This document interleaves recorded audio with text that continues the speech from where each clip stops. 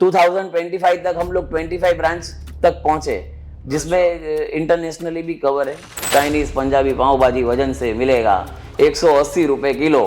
मेरी और मेरी बहन ने रेस्टोरेंट अपने हाथों से क्लीन किया है, वॉशरूम हम लोग साफ करते थे, कोई कस्टमर खाने आए। तो अगर हम बात करें इंडियन स्टार्टअप्स की तो लिस्ट काफी ज्यादा लंबी है। तो आइए मिलते हैं एक ऐसी एंटरप्रेन्योर से जो ये मिशन को लेके चले हैं कि वो अपनी ब्रांचेस इंडिया में तो ओपन करे ही, लेकिन आउट ऑफ इंडिया जितने भी देशेस है, यूएस, कनाडा, ऑस्ट्रेलिया, वहाँ के जितने भी लोग हैं सारे लोगों तक उनका जो प्रोडक्ट है वो पहुंचना चाहिए।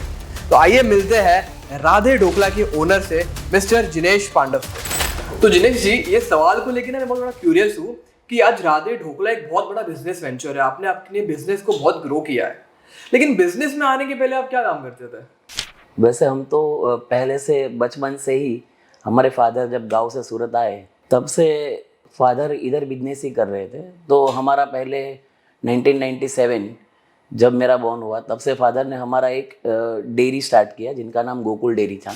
और मैं 6-7 साल का था तब से हम लोग क्या, कभी फादर कहीं पे जाते थे, कभी मदर को कहीं पे जाना होता था, तब से हम लोग बेटा आपको इधर थोड़ा डेयरी मैनेज करना है, तो हम लोग तब से डेयरी में ही बैठते थे।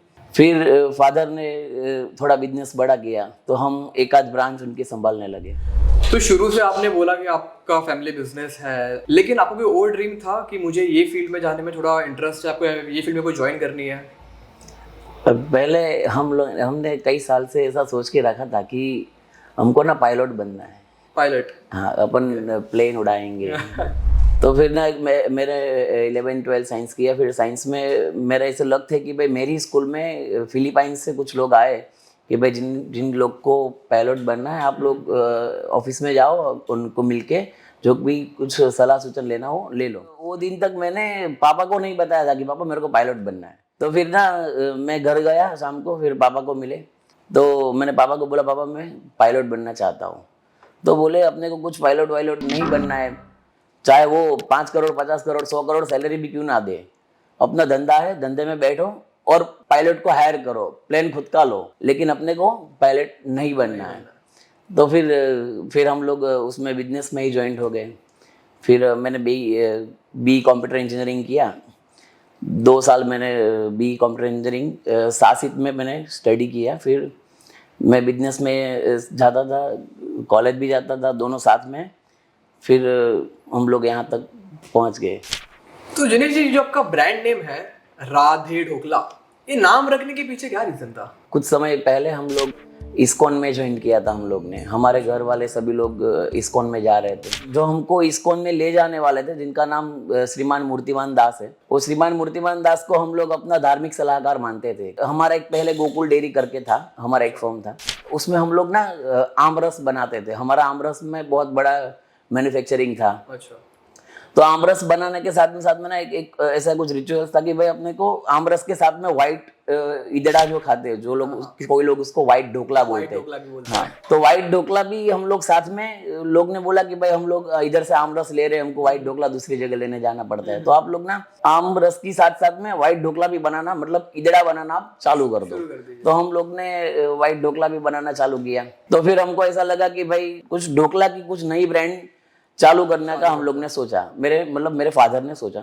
फिर हमने बोला कि भाई चलो ये करना तो है, लेकिन उसका नाम क्या रखे। तो फिर जैसे बोला मैंने कि भाई वो श्रीमान मूर्तिमान दास को हमने पूछा कि भाई हमको ऐसा कुछ धंधा छोटा मोटा एक चालू करना है, तो हम उनका नाम क्या रखे। तो हमारे वो शिक्षा गुरु है, हमने उनको पूछा भाई आप राधे नाम रखो और भगवान का नाम लेके आप शुरू करो।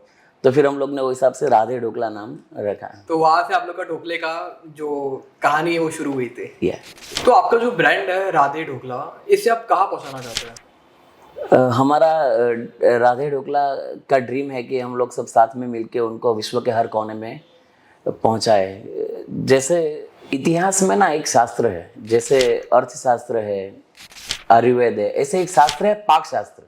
जो पाक शास्त्र में लिखा है कि फूड कैसे होना चाहिए, उसको कैसे बनाते हैं, उसमें क्या क्या इंग्रेडिएंट्स होने चाहिए, क्या क्या रेसिपी है, कौन सा फूड आप खाओ तो आपको अच्छा फील होगा, खराब फील होगा, मतलब वो सब उसमें लिखा है। ये जो हमारा ढोकला है ना, मैं पूरे विश्व में पहुंचाना चाहता हूँ, चाहे वो पाकिस्तान हो, इटली हो, कनाडा हो, यूएसए हो, और वहाँ पे सब लोग राधे ढोकला खाए और राधे राधे करे। क्या बात है। तो जितेश जी, अक्सर ना घर पे हमारे मम्मी पापा ये बोलते हैं कि बेटा तू कितना भी बड़ा आदमी बन जा, लेकिन तेरे पास एक डिग्री होनी चाहिए। अब आपका एजुकेशन बैकग्राउंड क्या रहा है? एक्चुअली मेरे पास तो कोई डिग्री नहीं है। मैंने बैचलर ऑफ इंजीनियरिंग में कंप्यूटर इंजीनियरिंग किया है। अच्छा। और मैंने 2 साल में उसको ड्रॉप आउट किया था। ड्रॉप आउट किया है आपने Yeah. इंजीनियरिंग से? ये बहुत लोगों का एक ड्रीम होता है इंजीनियर बनना और आपने ड्रॉप कर दिया। उसमें रीजन क्या था, क्यों आपने ड्रॉप किया? था ऐसा कि मैं ना स्टडी भी करता था, कंप्यूटर इंजीनियरिंग भी करता था, और साथ में अपना पापा का बिजनेस था, उसमें मैं पार्ट टाइम में इन्वॉल्व था। और जब बिजनेस में हमारी बहुत ज़रूरत थी तो हमने 2 साल बाद कंप्यूटर इंजीनियरिंग को ड्रॉप आउट किया। तो जिनेश जी, एज एन एंटरप्रेन्योर आपका अभी डेली शेड्यूल क्या रहता है? वैसे बताना चाहे तो हमारा कोई स्केड्यूल रहता नहीं है, लेकिन पूरे दिन में जो कुछ भी होए हम कुछ भी करें, लेकिन हमारा एक तय है कि भाई जो हम लोग राधे ढोकला में हमारे साथ में हमारे मित्र है, हमारे भाई है, वो हम लोग तो सब साथ में मिलके राधे ढोकला को दौड़ा रहे हैं हम लोग। तो हमारा एक फिक्स है कि दिन में आप कुछ भी करो, लेकिन रात को हर एक हमारा टाइम फिक्स रहता है, और वो टाइम पे हम लोग सब मिलते हैं और जो दिन में क्या क्या हुआ उसका डिस्कस करते हो, और अगला दिन में क्या करना है उसको हम लोग सब साथ में मिलके चर्चा करते हैं। कैसे आगे बढ़ाना है, इसे कैसे ऊपर लेके आना है, तो वो सबसे आपकी मीटिंग होती है एवरी नाइट को। बहुत बढ़िया। तो आपने आप जब बिजनेस में एंटर हुए थे तो स्टार्टिंग का फेज बहुत लोगों के लिए मुश्किल होता है, तो आपने बहुत मुश्किलें देखी होंगी, आपने बहुत फेलियर्स देखे होंगे, तो उससे क्या सीखा है आपने? मैंने जैसे आपको बताया कि मैंने 2014 में कंप्यूटर इंजीनियरिंग स्टार्ट किया था। फिर 2014 से लेकर 2016 में मैंने ड्रॉप आउट कर दिया। इन बिटवीन 2015 में हम लोग ने हमारा एक आउटलेट चालू किया था अडाजन एरिया में। अच्छा। वो ना बहुत अच्छे से 1 साल 1.5 साल तक बहुत अच्छे से चल रहा था। मैं कॉलेज भी जाता था, वहाँ पे भी जाता था, बिजनेस देखता था। फिर ना ऐसा एक स्टेज आया कि अचानक से ना बिजनेस डाउन होने लगा। अच्छा। और उसका रीज़न हमारी मेंटालिटी थी। लोग हमको बोलते थे कि ये जगह पे बहुत लोग, मतलब बहुत सारी ब्रांड आके चली गई थी, ये जगह पे कोई सेट नहीं हो पा रहा था। तो हम लोग को नेगेटिव चीजें सब लोग बोल रहे थे। क्यों बोल रहे थे कि भाई ये जगह में जमीन दोष है, ये जगह पे कोई टिक नहीं पाया, इधर कोई बिजनेस नहीं कर पा रहे हैं। तो हमको ना वो पूरा हमारे वो माइंड में वो नेगेटिविटी चलने लगी कि भाई हमारा इसी वजह से हमारा बिजनेस इधर डाउन हो रहा है। अच्छा। तो फिर एकदम से हमारा बिजनेस धीरे धीरे धीरे करके डाउन होने लगा। फिर हम लोग ना सर्वाइव नहीं कर पा रहे थे। तो हम लोग ने एक दिन ऐसा डिसीजन लिया कि भाई अपने को ये बिजनेस बंद करके मैं फिर वापस से मैं स्टडी चालू करूं, और वापस मैं इंजीनियर बन के कहीं पे मैं जॉब कर लूंगा। पापा अपनी एक जो होम टाउन हमारा होम ब्रांच एक थी, वो वहाँ पे हमारा वो पार्किंग में हम लोग चला रहे थे, पार्किंग में ढोकला बना के उधर ही बेचते थे। अच्छा।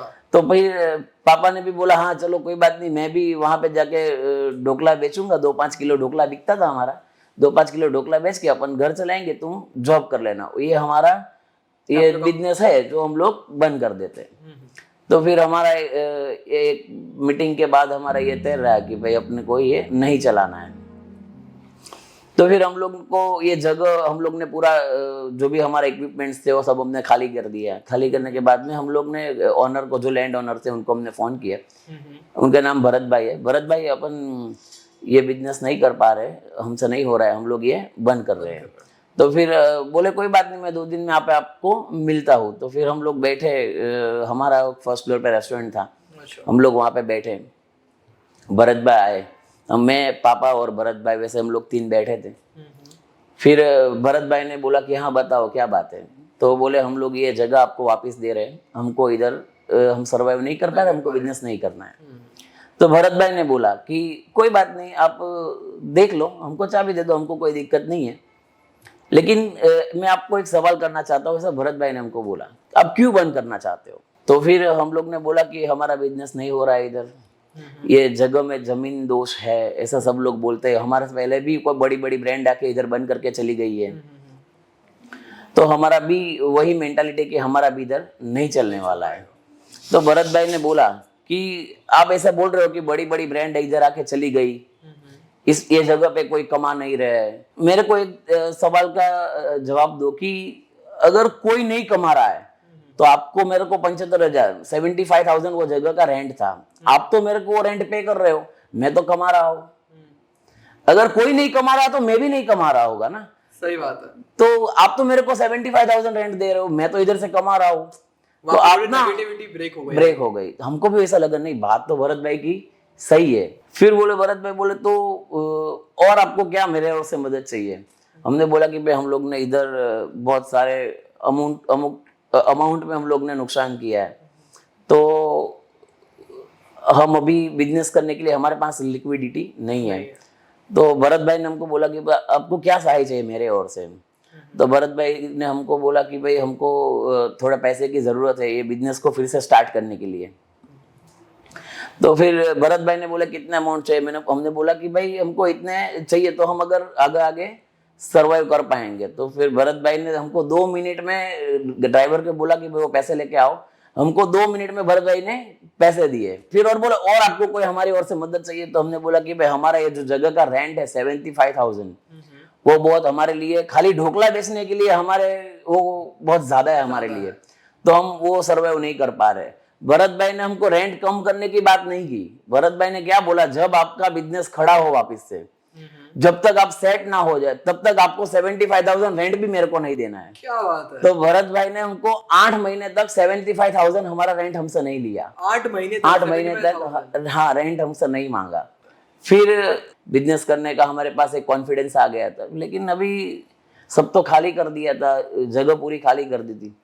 तो फिर अगर करना है कुछ तो करे क्या। तो फिर हम लोग हमारा जो फुटपाथ है रेस्टोरेंट के आगे जगह के, हम लोग उधर बैठे थे, मैं और पापा चेयर डाल के सोच रहे थे दोनों कि क्या करें।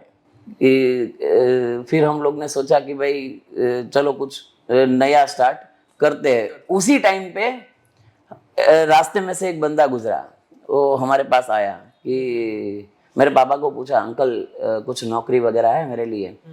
तो हमने तो बोला हमने तो बंद कर दिया है, आपको कहाँ नौकरी दे। तो फिर भी पूछा हमने कि भाई आपको क्या आता है, आप किस में नौकरी, आप किस में एक्सपर्ट हो, आपको क्या करना है, स्पेशलिटी है हाँ आप कौन हो, हमने ऐसा पूछा। तो बोला भाई मेरे को सब आता है। तो बोले सब में, लेकिन सब में क्या आता है आपको। तो कि मैं वैसे शेफ हूँ, मैं चाइनीज पंजाबी पाव भाजी वो सब बना लेता हूँ मैं। उनका नाम योगेश थापा है, वो अभी भी हमारे साथ जुड़े हुए हैं इतने सालों से। तो फिर वो योगेश थापा है, उसने हमको बोला कि भाई मैं ये कर लूंगा। हमने बोला हाँ कोई बात नहीं, तुम बैठो, तुम बड़े अच्छे बंदे हो, आप तुम्हारे काम के हो। फिर हम लोग बैठे उधर, फिर बातचीत किया हम लोग ने कि भाई ये चालू करते हैं। फिर हम लोग ने 2016-17 में ऐसा सोचा कि भाई सब जगह पे चाइनीज पंजाबी पाव भाजी वो मिल तो रहा है, लेकिन कुछ अलग तरीके से उसको प्रेजेंट किया जाए। तो फिर पापा को ऐसा एक विचार आया कि ये अपन पंजाबी सब्जी चाइनीज पाव भाजी सब वजन पे बेचते हैं। तो फिर हम लोग ने क्या कि योगेश को बोला हाँ चलो कोई बात नहीं, कल जाएंगे मार्केट, सामान वामान ले आएंगे। फिर हम लोग ने एक डिजाइनर पकड़ा, पूरे में वो बड़े बड़े ऐसे बैनर लगा दिया, चाइनीज पंजाबी पाव भाजी वजन से मिलेगा 180 रुपए किलो। तो फिर ना ये ऐसा हो गया कि भाई जो भी रास्ते से गुजरता था ना, एक बार तो उसकी नजर उसके ऊपर जाती थी। आपकी मार्केटिंग स्ट्रेटेजी एक चालू हो गई थी कि पूरे कोई भी रास्ते में से निकले एक बार उसकी नजर उस पर पड़नी ही चाहिए। वैसे बड़े बड़े बैनर वगैरह लगा दिया और ताम सब चालू कर दिया।